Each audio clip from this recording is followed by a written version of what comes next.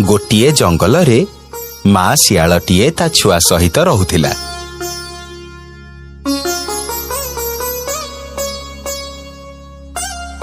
सेई शियालटी अन्य शियालक भली चालाक नथिला।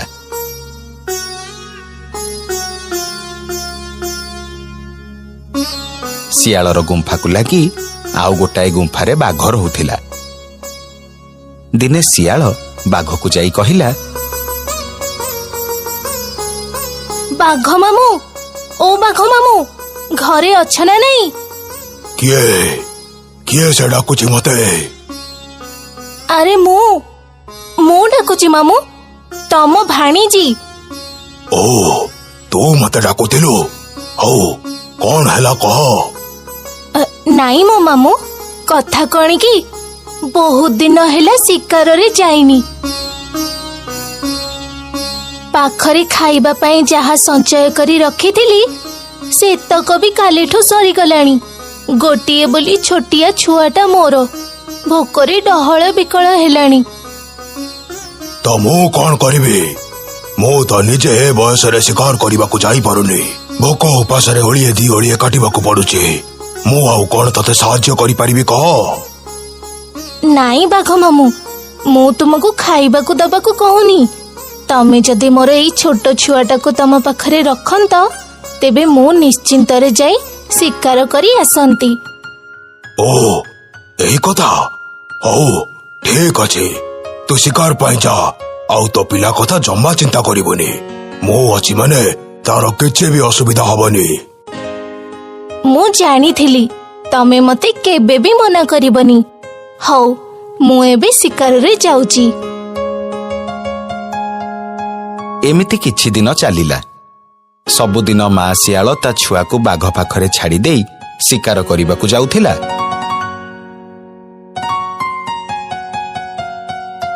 आउ शिकार करी आसी बाघ ठारू ता छुआ को नहीं गुंफा को फेरी जाउथिला।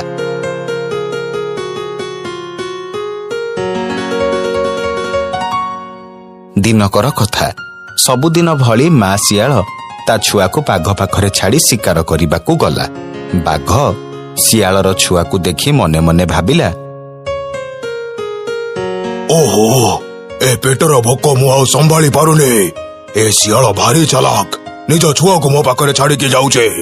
हेले हेले शिकार रो कानी चाइबी मते दउनी। ए बुढ़ा बयस रे मु भी आउ कोन झांप मारी शिकार करि परिबे? ओहो भारी भोक। अरे ए शियालर छुआ भी तो भारी हृष्टपुष्ट है जे। याको जाउची खाई देबी।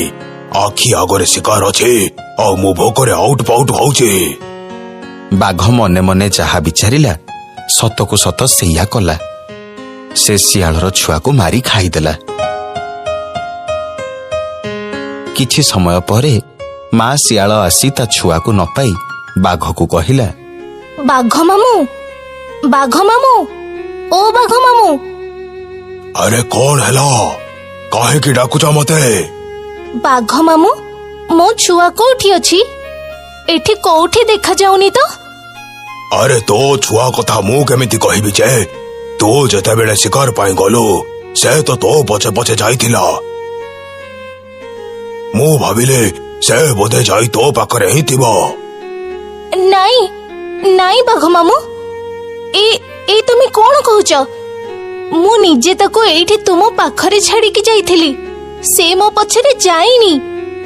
ता माने कौन कहिबा को चाहूछु तो? नाई बाघ मामू, से कथा मु कहूनी। हेले मोर पूरा मने अछि जे मु मो छुआ को तम पाखरे ही छाड़ी की जाइथिली।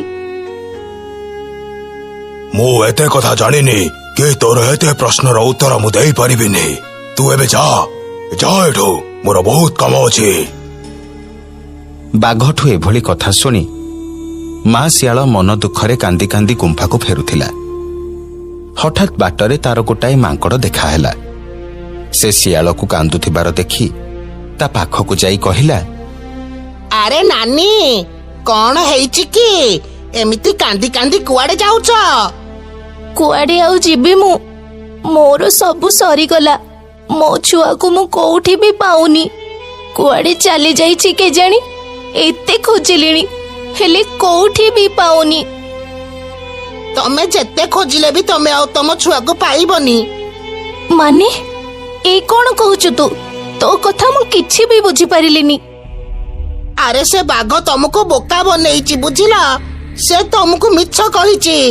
ପ୍ରକୃତରେ ସେ ତମ ଛୁଆକୁ ଖାଇ ଦେଇଛି। ଏଇ କଣ କହୁଛୁ ତୁ?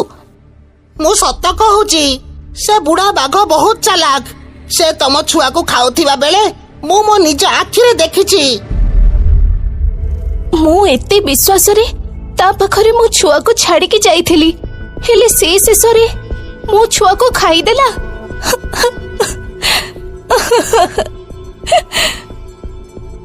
ଦେଖ ନାନୀ, ଏଇଟା କାନ୍ଦିବାର ସମୟ ନୁହଁ।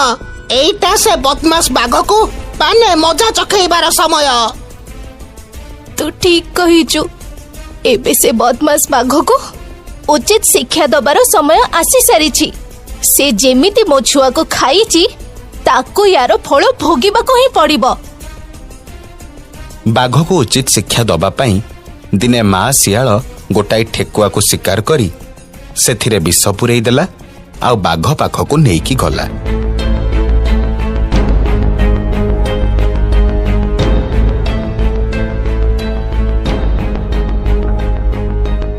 ବାଘ ମାମୁଁ, ଓ ବାଘ ମାମୁଁ, ଏଇ ଦେଖ ମୁଁ ତୁମ ପାଇଁ କଣ ନେଇକି ଆସିଛି। ଆରେ ଏ କଣ? ଏଇଟା ତ ଗୋଟେ ମଲା ଠେକୁଆଟା। ହଁ, ଏଇଟା ମୁଁ ତୁମ ପାଇଁ ଶିକାର କରି ଆଣିଛି। ଏ ବୁଢା ବୟସରେ ଶିକାର ନ କରିପାରି ଖାଇବାରେ ବହୁତ ଅସୁବିଧା ହଉଛି ତୁମର। ଆଜି ମୁଁ ବହୁତ ତାଜା ତାଜା ଶିକାର କରିଥିଲି, ସେଥିପାଇଁ ଭାବିଲି ତମ ପାଇଁ ବି କିଛି ନେଇ ଆସିବି। ସେଥିପାଇଁ ନେଇ ଆସିଲି। ସତରେ ତୋର ମୋ ପାଇଁ ଏତେ ଚିନ୍ତା? ସତରେ ତୁ ବହୁତ ଭଲ। ଏତିକି କହି ବାଘ ଠେକୁଆଟାକୁ ଖାଇଦେଲା।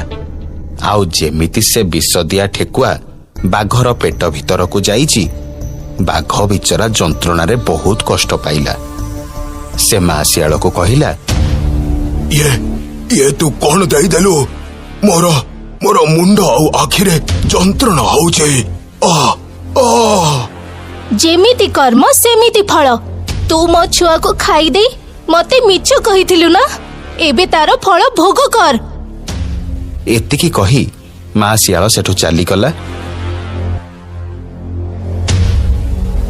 ଆଉ ବିଷାକ୍ତ ଠେକୁଆକୁ ଖାଇ ବାଘର ପ୍ରାଣ ଗଲା।